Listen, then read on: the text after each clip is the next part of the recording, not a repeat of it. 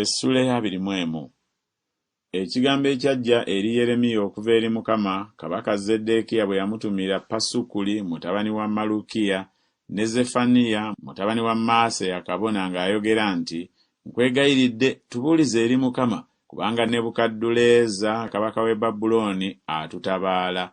Mpozzi Mukama anaatukola ng'ebikolwa bye byonna eby'ekitalo bwe biri, atuveeko. Awo Yeremiya n'agamba nti, bwe muti bwe muba mugamba Zeddekiya nti, bw'ati bw'ayogera Mukama, Katonda wa Isirayiri nti, laba, ndizza ennyuma ebyokulwanyisa ebiri mu mikono gyammwe bye mulwanyisa ne kabaka w'e Babulooni n'Abakaludaaya ababazingiza abali ebweru wa bbugwe, era ndibakuŋŋaanyiza wakati mu kibuga kino. Nange mwene ndirwana nammwe n'engalo ezigoloddwa n'omukono ogw'amaanyi, nga ndiko obusungu n'ekiruyi n'obukambwe obungi. Era nditta abali mu kibuga kino, abantu era n'ensolo, balifa kawumpuli mungi. Awo oluvannyuma, bw'ayogera Mukama, ndigabula Zeddekiya kabaka wa Yuda n'abaddu be n'abantu, abo kawumpuli n'ekitala n'enjala be byafissaawo mu kibuga muno, mu mukono gwa Nebukadduleeza kabaka w'e Babulooni, ne mu mukono gw'abalabe baabwe, ne mu mukono gw'abo abanoonya obulamu bwabwe. Era alibatta n'obwogi obw'ekitala, talibasonyiwa, so talibakwatirwa kisa, so talisaasira. Era ogambanga abantu bano nti, bw'ati bw'ayogera Mukama nti, laba, nteeka mu maaso gammwe ekkubo ery'obulamu n'ekkubo ery'okufa.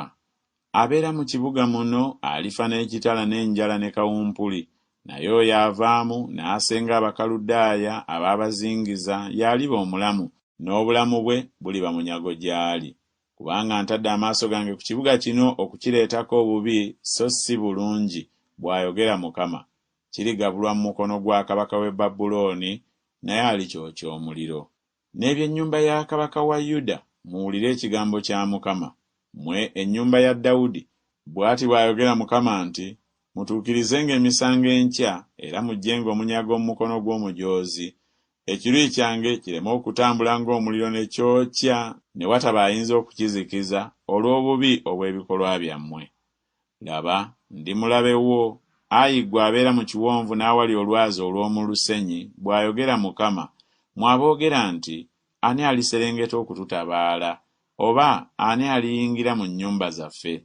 Era ndibabonereza ng'ebibala bwe biri eby'ebikolwa byammwe, bw'ayogera Mukama, era ndikumira omuliro mu kibira kyakyo, era gulyokya byonna ebikyetoolodde.